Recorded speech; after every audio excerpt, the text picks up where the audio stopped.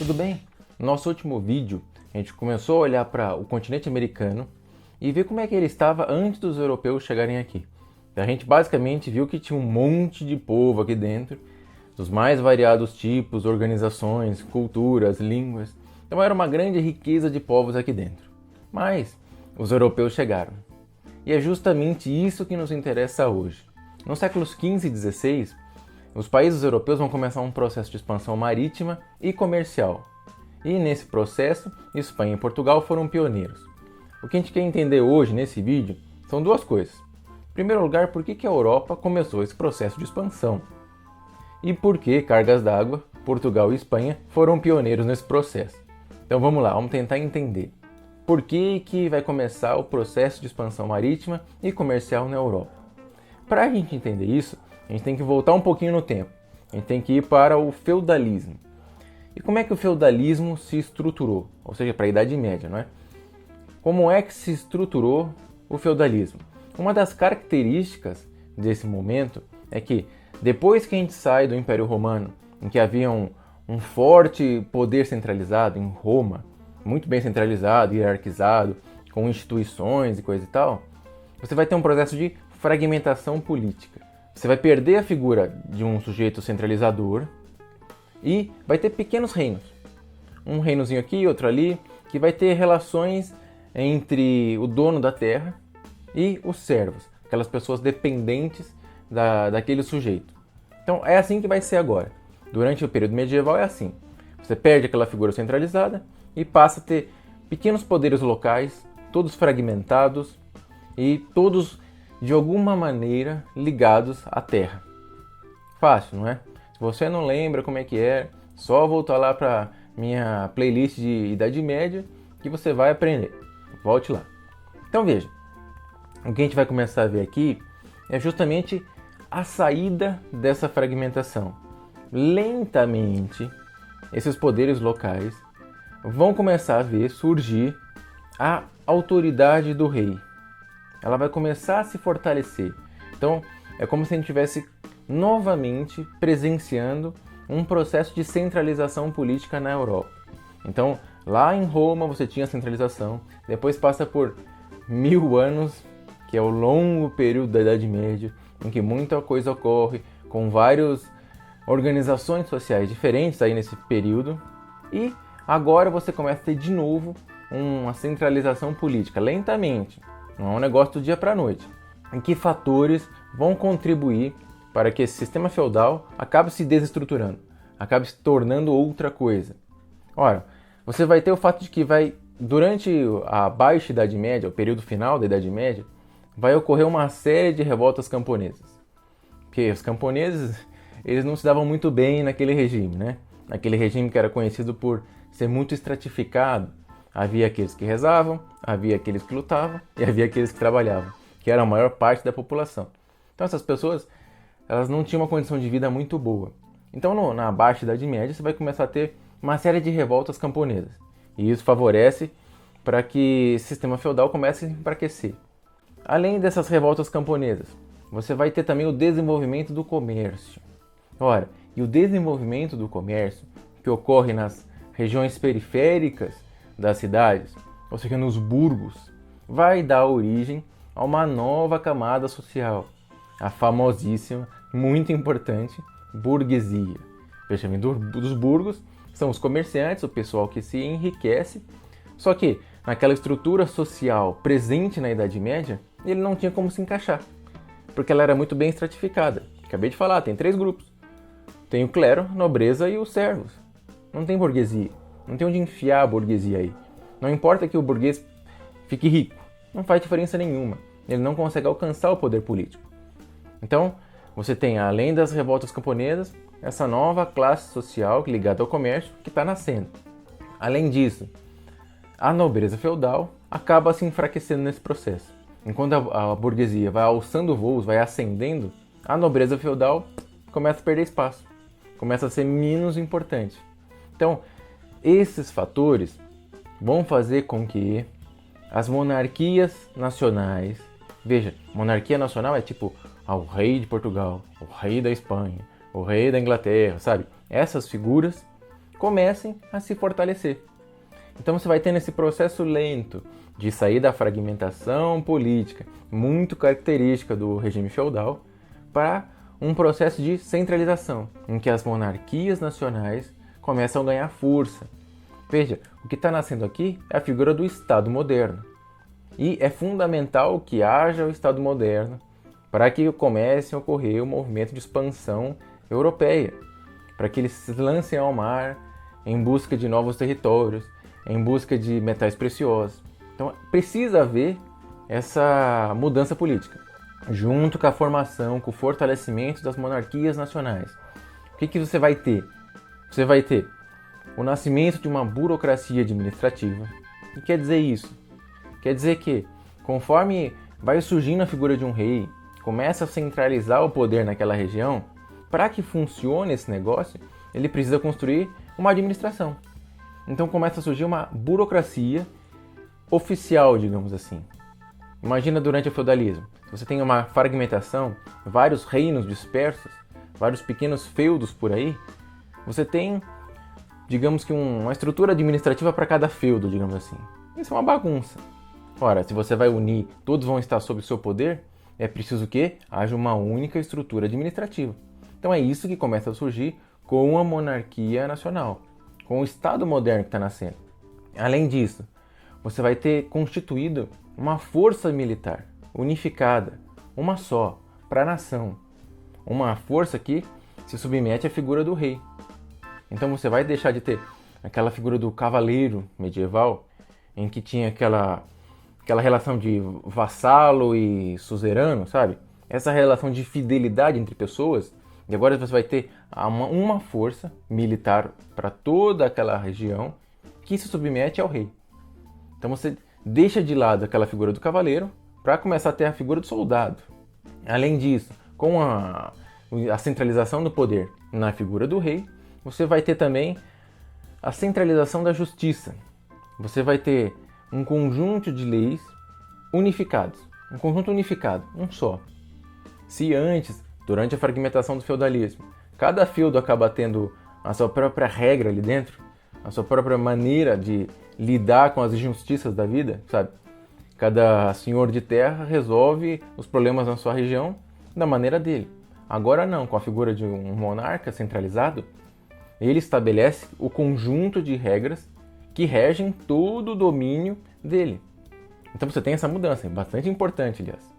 Além disso, além de todas essas unificações que ele faz, militarmente, administrativamente, ele vai centralizar a tributação. Veja, se no período feudal os servos eles pagam uma infinidade de tributos, é um monte. É um negócio que a gente até perde de vista, a gente esquece tantos tributos que o cara paga. Ele paga 10% disso, 25% daquilo, 3 dias de trabalhar na terra do senhor, mais 2 na outra. É um negócio impressionante. O cara praticamente passa a vida dele tentando pagar esses tributos. Só que isso acaba variando de feudo para feudo, não é? O senhor de terra ali, ele é soberano naquela região. Agora, que está centralizando, que está surgindo a monarquia nacional, isso muda. Você vai ter como que um único sistema tributário. É como se todos que estivessem no domínio daquele monarca têm que pagar o mesmo tipo de tributo. Você, de certo modo, racionaliza a tributação. Tudo isso está surgindo no século XV e XVI. É uma passagem bastante importante que explica por quê. Ora, por que de repente a Europa, os países da Europa vão se lançar ao mar? Ora, porque está passando por essa série de mudanças. A burguesia, que agora está ganhando espaço no cenário político, tem interesses comerciais nisso. O comércio agora é importante. Então eles querem se lançar ao mar para procurar metais preciosos, para procurar novos pedaços de terra que pudessem ser explorados. Então você tem uma grande relevância. E todo esse processo, ele normalmente é dirigido por monarcas. As nações são importantes. Por isso que o nascimento do monarca nacional, do Estado moderno, explica por quê. Ora, porque a gente vai se lançar ao mar. É o monarca que, de certa maneira, organiza esse processo de colonização, digamos assim. Tanto é que na próxima aula, quando a gente começar a falar sobre os espanhóis e ingleses, depois os portugueses chegando aqui na América, você vai ver que todas essas relações costumam ser dirigidas pelo famoso Pacto Colonial. O que é o Pacto Colonial? Basicamente, tudo que for explorado nessa nova terra pertence ao rei, pertence à corte, é dele. Você entende? Quem estiver aqui dentro trabalha para ele, é isso. Então veja, é conduzido por esses monarcas nacionais. E por que Portugal e Espanha saíram na frente? Se esse processo de formação, de centralização da Europa, de certo modo, ocorre em todos a partir do século XV e XVI. Porque Portugal e Espanha começam esse processo de centralização, de unificação do território um pouco antes que o resto das nações. Portugal, por exemplo. Veja esse mapinha aqui. É um mapinha meio feio, mas é o suficiente para a gente entender o que está acontecendo. Veja, no final do século XI, você tem essa partezinha laranja, que são os reinos cristãos, e é daqui que vai sair tanto a Espanha quanto Portugal. E essa parte verdinha aqui são domínios muçulmanos. Então ele foi conquistado lá pelos muçulmanos, pelos árabes, que é resultado de um processo de expansão dos árabes lá do período medieval. Então veja, você está aqui na Baixa Idade Média. Ora, no século XII, perceba que a parte laranja, que se refere aos reinos cristãos, aumentou consideravelmente. Acho que aqui você consegue ver que está avançando. A Península Ibérica está sendo reconquistada pelos cristãos. Inclusive é o nome disso aqui que está acontecendo. É chamado de Reconquista Cristã. E veja no século XIII como é que está. Ora, no século XIII, praticamente, Portugal e o território que hoje corresponde à Espanha já expulsaram quase todos os muçulmanos. Na região ali da Espanha só sobrou Granada. Então no século XIII, você já começa a observar nessas duas regiões um processo de unificação do território. Então Portugal e Espanha são as primeiras nações, os primeiros grupos, os primeiros territórios que vão levar a cabo um processo de centralização político-administrativa eficiente. Então, enquanto os outros vai demorar alguns séculos para isso começar a ganhar forma, em Portugal e na Espanha, isso já começou a ocorrer no século XII. No século XIII Portugal já se livrou, já expulsou todos os muçulmanos do território. Eles já não estão mais lá. Então esse processo de centralização já começou em Portugal. E esse processo de centralização do território português, ele vai ser comandado por mais ou menos 200 anos pela dinastia de Borgonha. O primeiro rei português vai ser um sujeito chamado Dom Afonso Henriques de Borgonha. Essa dinastia vai indo muito bem, quase 200 anos, reinando, coisa e tal, até que em 1383 o Dom Fernando, ele morre. Tudo bem, né? Os reis morrem, até aí nada demais. Só que o Dom Fernando não conseguiu deixar um sucessor. Ele não teve um filho, então não tinha ninguém para ocupar o lugar. Então a dinastia de Borgonha se encerra com a morte de Dom Fernando. Mas veja, 1383 já faz algum tempo que o processo lá político-administrativo de centralização de Portugal está ocorrendo. Os comerciantes, os banqueiros portugueses já são organizados a ponto de, interessa a gente um processo de expansão marítima, sabe? É bom pra gente. Mas como é que vai acontecer um processo de expansão marítima se virar uma bagunça, uma disputa pelo poder aqui em Portugal? Então era interessante a essas pessoas que houvesse uma figura centralizando o poder, sabe? É o novo mundo que está nascendo aqui. E precisava disso, é assim que estava se estruturando. Então, o poder não poderia ficar vago. Era importante que houvesse um monarca lá sentado no trono, para que funcionasse agora.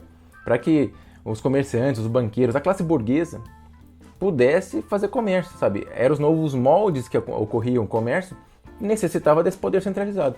Então esse grupo vai se unir ao Dom João. Quem que era Dom João? Dom João era o irmão bastardo do rei falecido, o Dom Fernando. Como ele tinha algum parentesco com o sujeito, ainda que fosse o irmão bastardo, não importa muito. Mas como ele tinha algum parentesco, é como se ele tivesse alguma legitimidade para continuar no trono. Por motivo pelo qual esses comerciantes, esses banqueiros, a burguesia que nascia em Portugal, vai apoiá-lo. Como esse sujeito ele era mestre da Ordem da Cavalaria de Avis, esse processo de troca de dinastias, digamos assim, você vai tirar, já que acabou a dinastia de Borgonha, você vai colocar um novo lá para continuar o poder centralizado, ela é conhecida como Revolução de Avis. Esse grupo, ele vai ser bem sucedido, então a Revolução de Avis vai ser bem sucedida em alcançar o trono, e com a figura do Dom João chegando ao trono, fica garantido a independência política de Portugal. A independência política que vem lá desde o século XI, com o movimento de reconquista cristã, com um novo rei no trono, aquele medo de, meu Deus, o trono vai ficar vago e pode ocasionar uma guerra, pode ocasionar um conflito imenso, ele é apaziguado, ele deixa de existir. Pronto, temos um rei lá, colocamos alguém. Agora é o Dom João para frente. Borgonha acabou, começa uma nova. Nesse período, nesse momento em que o Dom João ele chega ao trono, a nobreza agrária de Portugal, ela se subordina aos reis, ou seja, o processo de centralização do poder se amplia quando essa nobreza agrária se submete a essa figura do monarca, o que favorece essa expansão marítimo-comercial tão desejada pela classe burguesa. Então, em Portugal, você tinha, desde o século XI, um desejo, uma classe, a classe burguesa, que desejava esse processo de expansão marítimo-comercial, e as condições políticas foram bem sucedidas para que isso ocorresse, que é a expulsão dos muçulmanos, a organização do território e a centralização política. Isso ocorreu. Você tinha a classe lá que desejava isso, então você tem a faca e o queijo na mão. É só fazer. Você tem quem quer, você tem a centralização política necessária, então vamos lá. O problema para Portugal é que o comércio de especiarias, as famosas especiarias, que é cravo, pimenta, canela, gengibre, esse tipo de coisa, além de artigos de luxo, coisas como tapetes, aqueles tecidos de seda, aquela seda maravilhosa, objetos de porcelana, esse tipo de coisa. Para que você chegasse até esses produtos, você tinha que passar pelo comércio marítimo, que era dominado por duas cidades italianas, Gênova e Veneza. Se você lembra bem, o fim da Idade Média é marcado justamente por um renascimento comercial e urbano, justamente nessas duas cidades. Por quê? Porque elas, pela localização geográfica delas, elas comandam esse comércio. A relação entre os países europeus e o Oriente. O mar Mediterrâneo é controlado por Gênova e Veneza. Ora, só que a classe burguesa portuguesa, ela não acha isso muito vantajoso, né? Porque é claro que os burgueses de Gênova e Veneza se aproveitam desse monopólio. Então, o que os burgueses portugueses desejam, assim como os espanhóis? Ora, achar um novo jeito de chegar até a porcaria do Oriente. E eles querem um novo acesso a esses produtos, sem ter que passar por esse intermediário de Gênova e Veneza. É aí que eles vão se lançar ao mar em busca de uma nova rota para o Oriente. Então você tem a classe burguesa ganhando espaço em Portugal, você tem as condições político-administrativas adequadas lá, e você vai ter condições técnicas para fazer isso. Que condições técnicas? Por exemplo, você vai ter o aparecimento da caravela, que a gente vê aqui nessa fotinha muito bonitinha, a caravela. O que é uma caravela? Era um navio que tinha uma estrutura leve, movido pelo vento.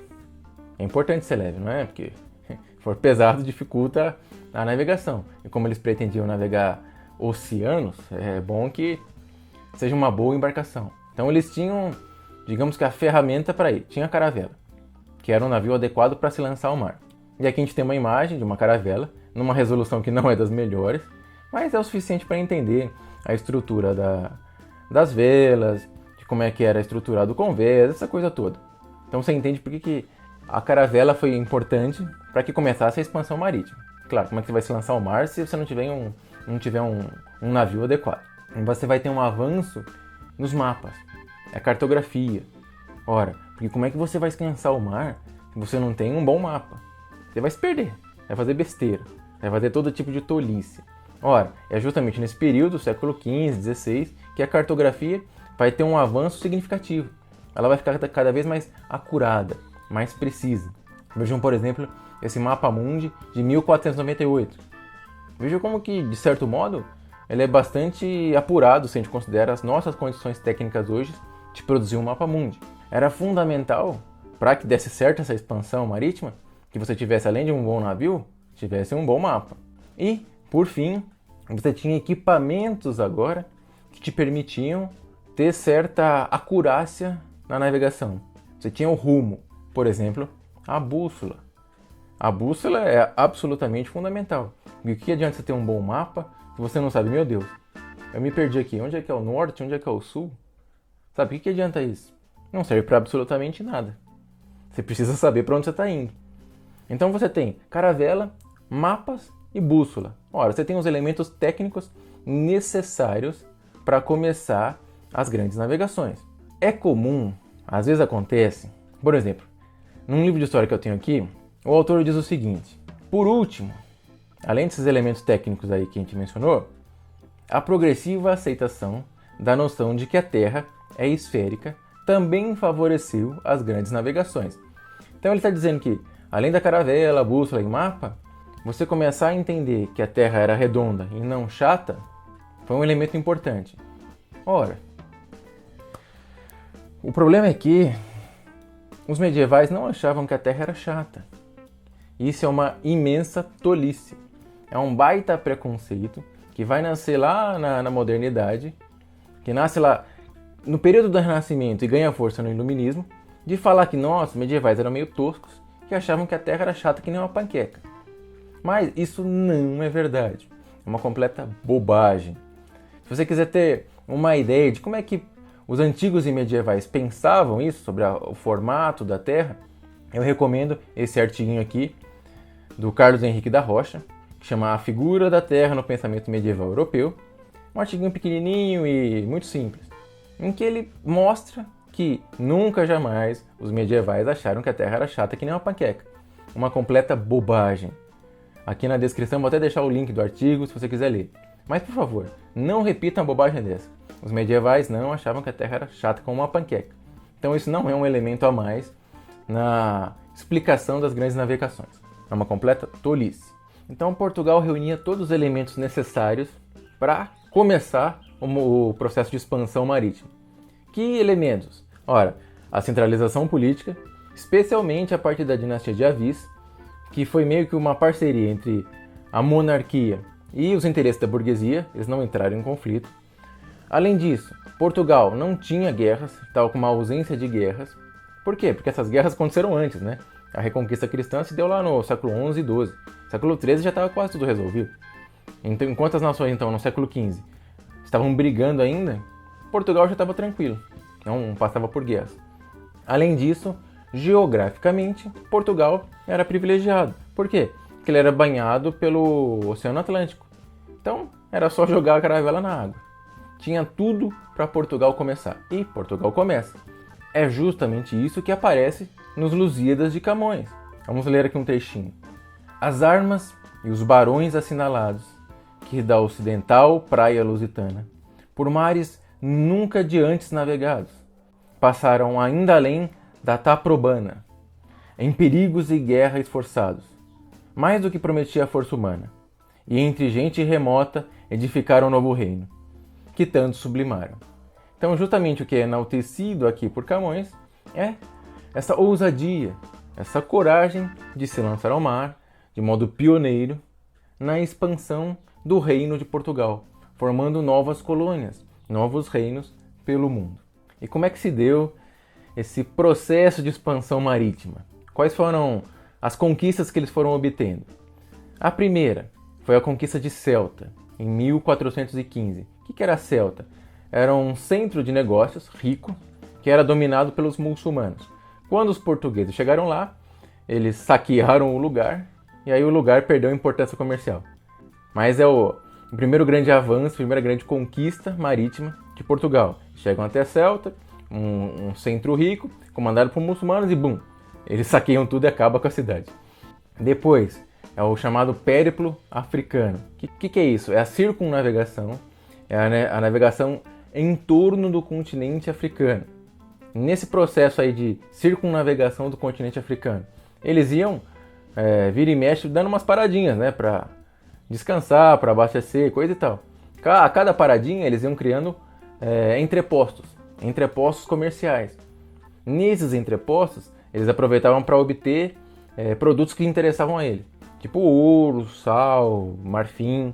E é justamente a partir desses entrepostos que Portugal vai começar a fazer parte do tráfico negreiro. É a partir desses entrepostos na África que ele vai ter acesso ao mercado de escravos vindos da África. Então veja, até agora eles conquistaram Ceuta, depois eles estão fazendo a navegação em volta do continente africano, mas ainda não chegaram até as Índias, até o Oriente, onde eles querem muito chegar para não ter que passar por Gênova e Veneza. Isso vai acontecer em 1498. Quem é o responsável por essa façanha vai ser o Vasco da Gama. Depois de muito esforço, de fazer todo o contorno da África, finalmente o sujeito chega até as Índias. Aí você fala, puxa, mas será que valia a pena comercialmente? Porque é de se imaginar que seja custoso isso, né? Todo esse processo de navegar e ir aprendendo conforme se navega a melhor maneira de conduzir o navio e coisa e tal, deve ser caro. Sim, era caro. Só que o Vasco da Gama, depois de chegar em 1498 até as Índias, ele retorna no ano seguinte, em 1499, e os produtos que ele foi capaz de adquirir, chegando ele diretamente até as Índias, superou por volta de 60 vezes o custo da expedição para chegar até lá. Então veja, valia a pena? Sim, valia muito. Era caro, era muito caro. Mas assim que alguém conseguiu chegar lá e voltou com o navio cheio de produtos, ele conseguiu mais ou menos 60 vezes o valor do investimento na expedição. Então era muito vantajoso esse processo de expansão marítimo comercial. Por isso que eles estavam fazendo. Então depois da expedição muito bem sucedida do Vasco da Gama, é a vez do Pedro Álvares Cabral. Agora é a vez do Brasil. Então ou ele vai sair, o nobre português Pedro Álvares Cabral, ele vai sair de Portugal em 9 de março de 1500. Ele contava com uma frota de 13 navios e mais ou menos 1.500 tripulantes. No dia 22 de abril de 1500, essa é uma data importante para a nossa história, Cabral chega no sul da Bahia, no monte que é conhecido como Monte Pascoal. Quando ele chega aqui, nesse novo pedaço de terra, primeiro ele vai dar o nome de Vera Cruz, depois ele vai mudar o nome para Terra de Santa Cruz. E só em 1503 é que esse pedaço de terra aqui vai ser chamado de Brasil. Aliás, brasileiro, num primeiro momento, vai se referir justamente àquela pessoa que extrai o pau-brasil. Por esse motivo que essa terra acaba chamando Brasil. Que brasileiro era o sujeito que pegava o pau-brasil, que extraía, sabe, que fazia o trabalho braçal. E como aqui o principal recurso de exploração, num primeiro momento, vai ser o pau-brasil, acaba sendo o nome desse lugar, Brasil. O lugar onde está cheio de pau-brasil. No dia 2 de maio de 1500, o Cabral ele deixa o Brasil, ele vai sair de Porto Seguro e aí sim ele vai em direção às Índias. Ele vai em direção ao mesmo lugar que Vasco da Gama tinha chegado alguns anos atrás. O rei de Portugal vai ficar sabendo dessa nova descoberta por duas maneiras. A primeira é que o Cabral vai mandar o navegador Gaspar de Lemos em direção a Portugal para contar ao rei. E além disso, o Peru Vaz de Caminha, aqui no Brasil, vai escrever uma carta que é considerado o primeiro documento literário do Brasil, histórico literário, contando ao rei sobre a terra, como é que a terra é, como é que ela está organizada, quem é que vive aqui, coisa e tal. Nesse mapa a gente pode visualizar justamente esse processo de expansão que a gente acabou de mencionar. A chegada à ilha de Ceuta, o contorno do continente africano, a chegada até a Ásia, depois a viagem de Cabral até a América do Sul, depois ele vai até as Índias. A gente pode ver tudo aqui nesse mapinha, muito bonitinho e colorido. Mas e a Espanha? Porque a gente sabe que os pioneiros nessa expansão marítimo-comercial foram Portugal e Espanha. Portugal a gente acabou de entender os motivos pelos quais levaram Portugal a ser pioneiro nessa expansão. E a Espanha? O que levou a Espanha também a ser pioneira? Ora, de certo modo, o começo é semelhante a Portugal. A gente viu o mapa. Aliás, aqui temos o mesmo mapa. Quando o rei de Aragão, que era Fernando, ele se casa com Isabel, que era a rainha de Castela, eles vão se unir para justamente expulsar os muçulmanos do território. É aquele processo chamado de reconquista cristã que a gente mencionou quando falou de Portugal. Então, a partir do século XIII, Espanha também já está praticamente unificada. O território já está praticamente livre da dominação muçulmana. A única região que demora um pouco mais a ser liberta aqui, aos cristãos conseguirem libertar essa região, é Granada. Mas a Espanha também está muito bem estruturada. Então, basicamente, os mesmos motivos que explicam a vantagem de Portugal para começar o processo também se aplicam à Espanha. A Espanha também teve um processo de centralização político-administrativo muito cedo, enquanto as outras nações demoraram um pouco mais. A Espanha já tinha resolvido isso, então ela também já tinha passado por aquelas guerras, ela já estava vivendo um período de paz. A Espanha também está muito próximo do oceano. Então você tinha as condições técnicas que Portugal tinha, a Espanha também tinha. Então, de certo modo, os mesmos elementos que contribuíram para Portugal também contribuíram para a Espanha. E como é que se deu o processo de expansão marítimo da Espanha? Bem, lá começa em 1492, com a figura de Cristóvão Colombo. O que ele pretendia fazer? Dar a volta em torno do mundo para chegar às Índias. Essa era a ideia. Ele não queria contornar o continente africano. Ele queria dar a volta no mundo. Ora, ao fazer isso, em 12 de agosto de 1492, ele vai chegar até a América do Norte. Ele faz isso com 3 embarcações, Santa Maria, Pina e Aninha. 3 embarcações, aí ele chega em 1492 à América do Norte. Além dessa primeira viagem, ele ainda realizou mais 3. Ele foi mais 3 vezes até a América do Norte. Ele morreu acreditando que tinha chegado às Índias. Então Colombo nunca se deu conta de que aquela terra em que ele havia chegado não era as Índias. Era um novo pedaço de terra, era um lugar novo.